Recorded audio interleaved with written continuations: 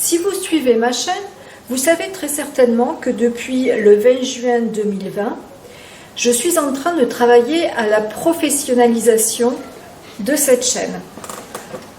Alors quand je parle de professionnalisation, eh bien c'est tout simplement parce que, comme je vous ai expliqué dans la toute première vidéo de la série YouTube, je ne compte pas sur les revenus de la publicité YouTube pour gagner de l'argent, mais j'utilise ma chaîne à titre professionnel également pour pouvoir faire connaître mon expertise.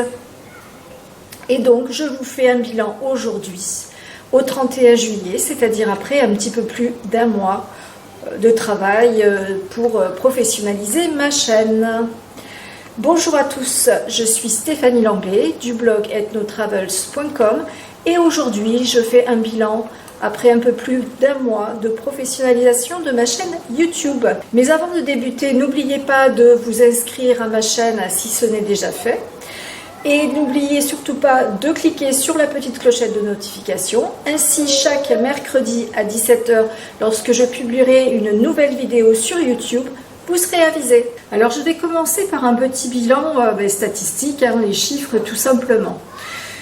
J'ai regardé donc les chiffres du 20 juin jusqu'au 31 juillet, donc sur une période d'un peu plus d'1 mois. Donc 20 juin, c'est la première fois que j'ai commencé à publier une vidéo par jour. Et donc depuis le 20 juin, tous les jours à 17 h, je publie une nouvelle vidéo sur un thème bien précis. Et donc sur cette période d'un peu plus d'1 mois, tous les indicateurs sont à la hausse. Que ce soit le nombre de vues de ma chaîne, que ce soit le nombre d'abonnés. Une autre chose à noter par rapport à ces statistiques, c'est que j'ai 3 vidéos qui sont extrêmement populaires et qui, tous les jours, enregistrent le plus de vues. Et ces 3 vidéos, sur cette période d'un peu plus d'1 mois, 2 d'entre elles sont en baisse par rapport au nombre de vues, alors que la 3e est en augmentation. On verra sur les prochains mois si ça continue ou si la tendance s'inverse, sachant que ça veut dire aussi que l'augmentation de ma chaîne YouTube est due en grande partie aux nouvelles vidéos qui ont été publiées sur ma chaîne et aux autres contenus, et non pas mes vidéos les plus populaires habituellement. Dans la première vidéo, je vous avais expliqué également qu'un de mes objectifs, c'est de créer davantage de trafic de ma chaîne YouTube vers mon blog.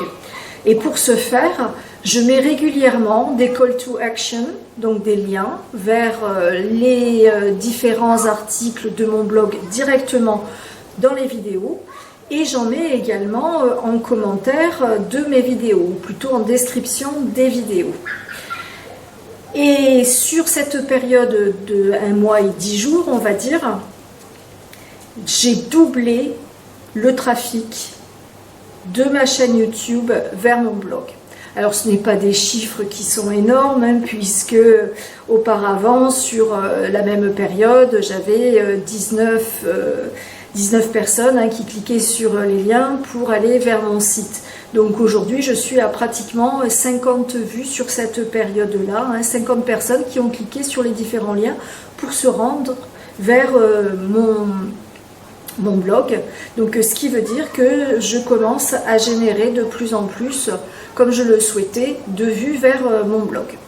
Un des deuxièmes objectifs que j'avais avec ma chaîne YouTube, en dehors de créer du trafic vers mon blog, c'était évidemment de trouver à la fois des clients et des collaborations.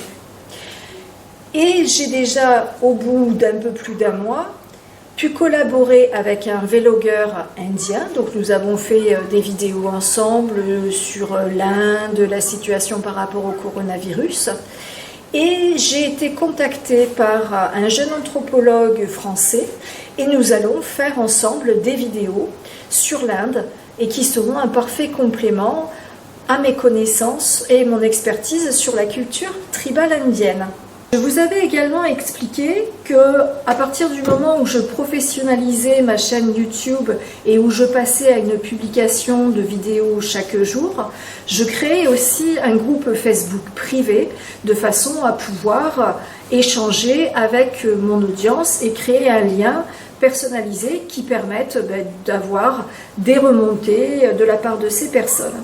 Depuis la création de ce groupe, il y a eu pas mal d'échanges intéressants sur différents sujets et ça m'a permis notamment d'avoir de nouvelles idées aussi de contenu puisqu'on m'a posé des questions et j'ai pu proposer des vidéos et faire des vidéos qui répondent à ces questions. La dernière chose que ma chaîne m'a apporté en un peu plus d'un mois de changement de stratégie, c'est un changement également dans mon mental.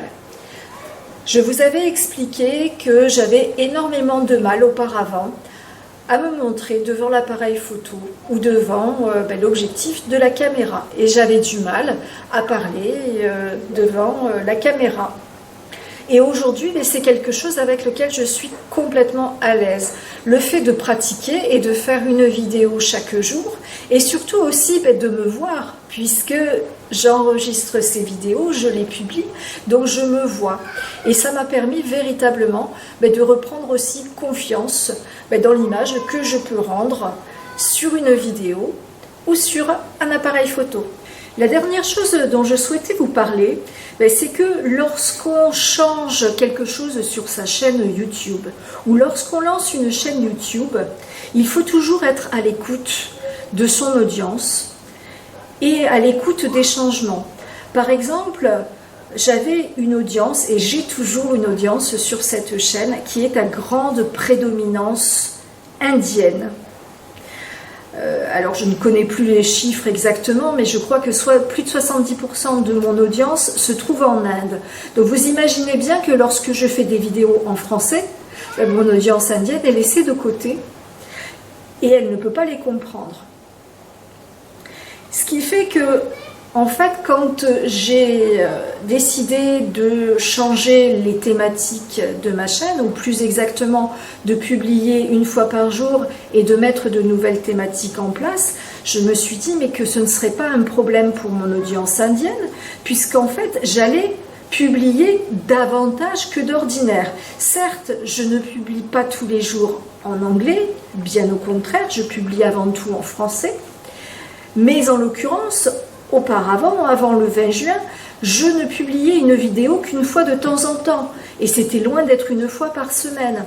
Or, à partir du moment où j'ai commencé à publier une fois par jour, j'avais notamment le dimanche qui était pour l'Inde, et j'avais le lundi qui était pour la vidéo de voyage.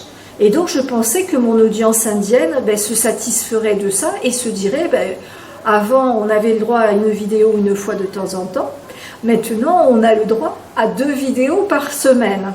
Et en fait ce n'est pas ce qui s'est passé. Et j'ai un certain nombre de mes abonnés indiens qui m'ont contacté et qui m'ont fait des retours en me disant mais je ne comprends pas la vidéo, etc. Et donc du coup il a fallu que je me réadapte à ce que me disait mon audience. Et finalement j'ai décidé de faire 2 formats de vidéos. Entre le mardi et le vendredi inclus, je fais des vidéos du format de celui que vous voyez ici. Donc des vidéos où je parle en français et où je suis devant la caméra.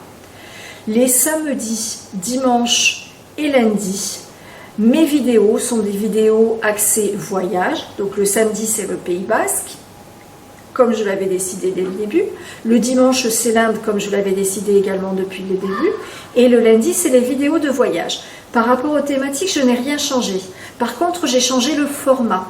Puisque le samedi, par exemple, je parlais du Pays Basque, il m'arrivait de passer devant la caméra.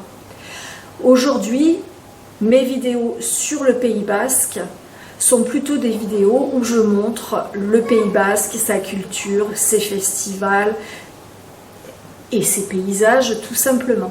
Ce qui veut dire qu'aujourd'hui, les vidéos du samedi, du dimanche et du lundi peuvent être comprises par une audience internationale.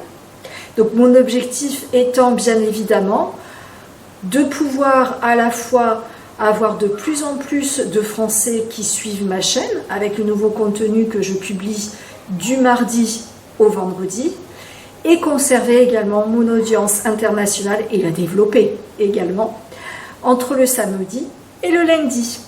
Donc bilan plutôt positif, hein, au bout d'un mois de changement sur ma chaîne YouTube, de professionnalisation et de stratégie, j'ai pu remarquer que tous les indicateurs sont au vert, que ce soit par rapport aux chiffres, par rapport au partenariat ou par rapport au retour de mon audience. Voilà, j'espère que vous avez aimé cette vidéo. N'hésitez pas à cliquer sur le petit pouce pour dire que vous l'avez aimé. Et à très bientôt. Bye bye.